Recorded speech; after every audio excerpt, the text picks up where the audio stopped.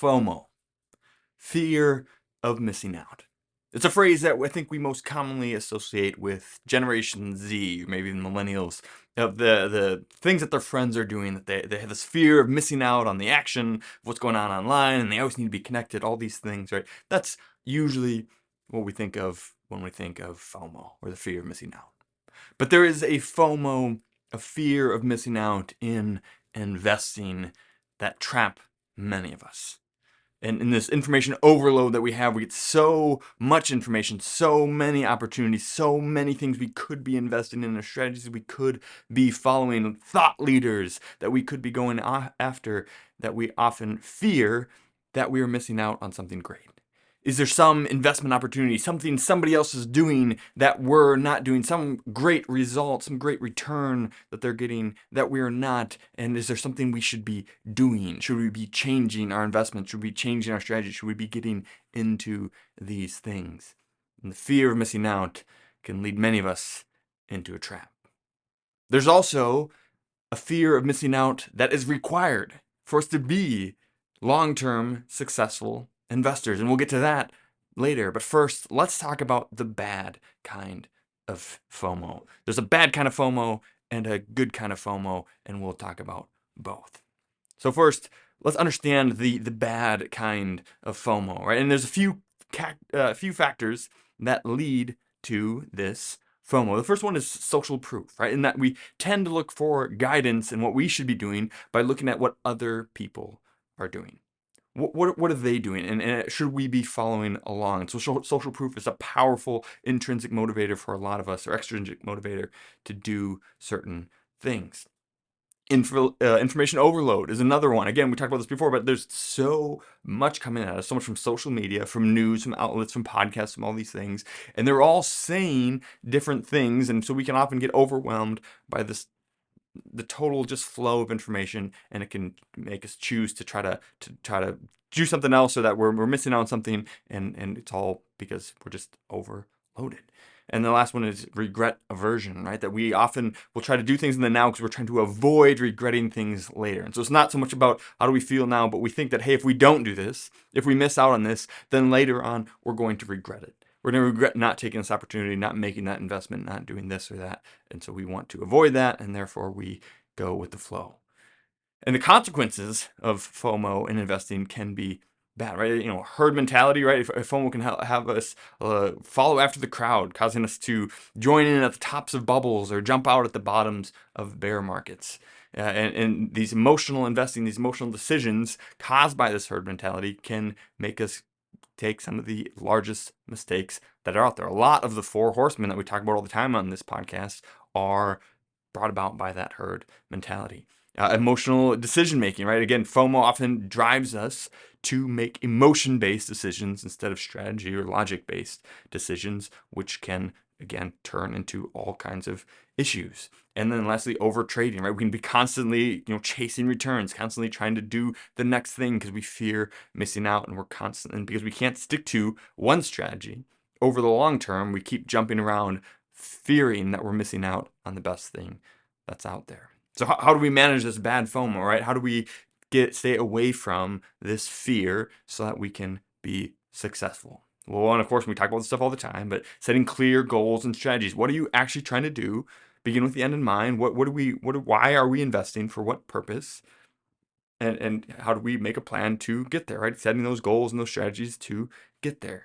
Number two, we can diversify our portfolio, right? We don't want all of our eggs in one basket. We want to spread across our risk and our investments across multiple different sectors, so that even when one is doing well, we're probably in it, great. So we don't have to have that fear of missing out, because we do have some participation in there, but we also don't have to have all of our eggs in one thing that could be taken out. We don't need to speculate. We have everything that we know is good long term, and we are spread across all those things. So even if one is doing well and others are doing bad, it kind of averages out in the end. I'm sorry.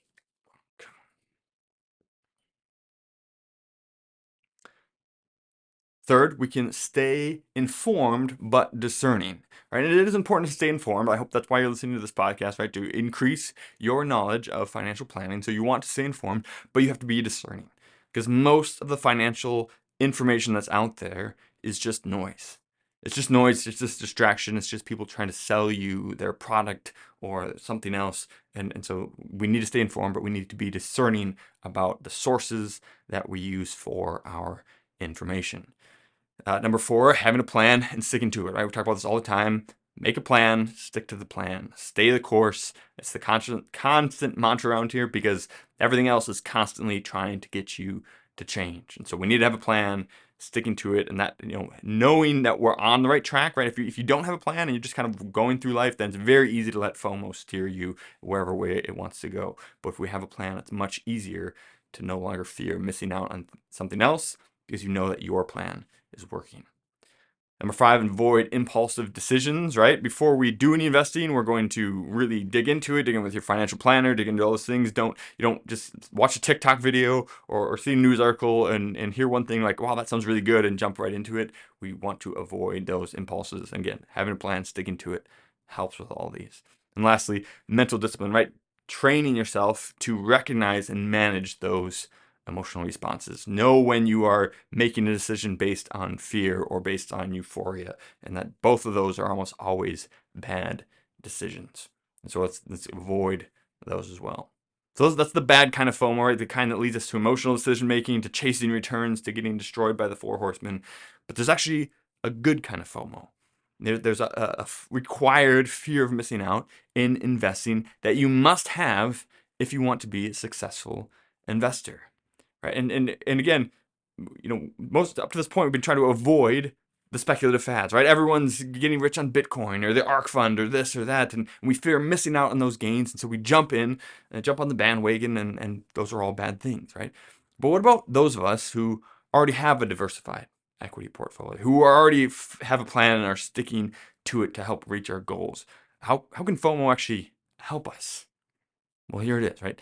To be a successful investor, you must have the fear of missing out on the next 100% advance in the value of your co-owned companies. Let me say that again. To be a successful investor, you must have the fear of missing out on the next 100% advance in the value of your co-owned companies. So let me tell you a quick story, right? The Great Recession, right, bottomed out in March of 2009.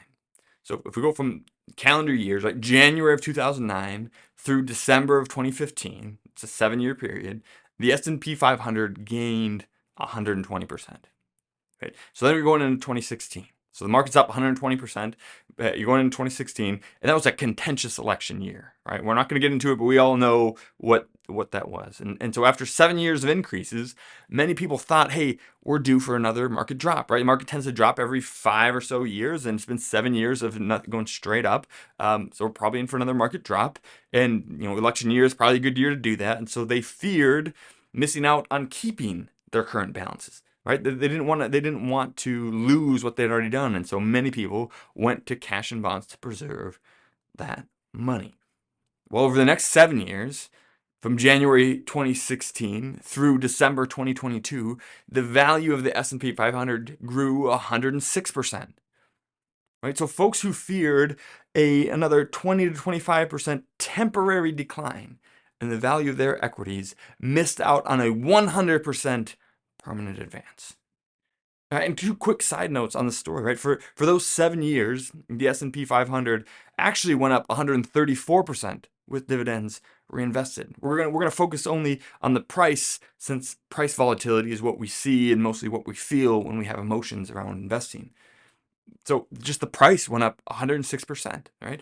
And over this period, this period ends in 2022, which was a down year, right? It actually only took 5 years to hit 100% advance, reaching that at the end of 2020, right? Even in the middle of a global pandemic, it was up 98% in 5 years. But it kept going in 2021 and then kind of reset in 2022, but still over that 7-year period. It's the same 7 years that we used from 2016 to 2009 to 2016. So I want to use the same period, but either way, it's 100% advance. And I'm excited to see how this turns out now over the course of 2023. And so here's the thing, right? It's very natural to fear a 20% decline in the value of your equity portfolio. Part of being a successful investor is realizing that 20 to 40% declines are common as dirt. Right? They happen every 5 or so years, and it's natural to have this fear of investing. But rather than stifling our fear, what we want to do is we want to aim it in the right direction. Thus, a crucial component to the investor mentality we must adopt is this. We must fight the fear of missing out on a 25% temporary decline with the fear of missing out on a 100% permanent advance.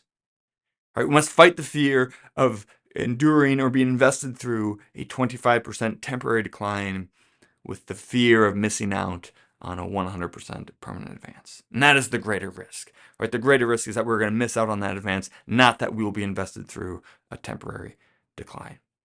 And so the fear of missing out on investing is a common and potent emotion that significantly impacts a lot of people's decisions.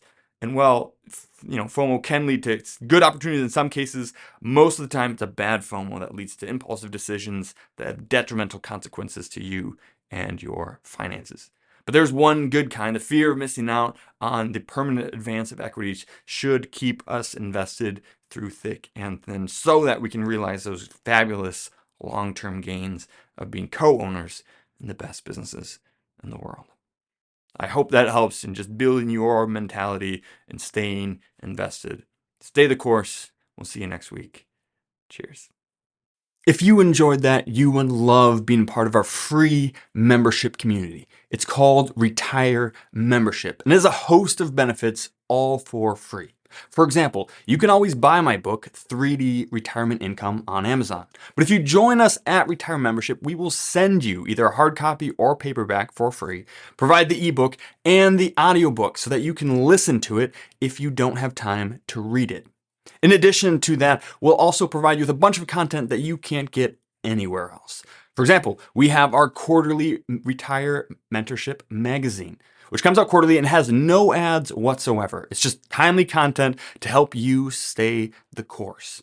We also have workbooks for our free online workshop to help you get the most out of those, flowcharts to help you make better decisions, and a weekly email to provide timely content that you can unsubscribe from at any time.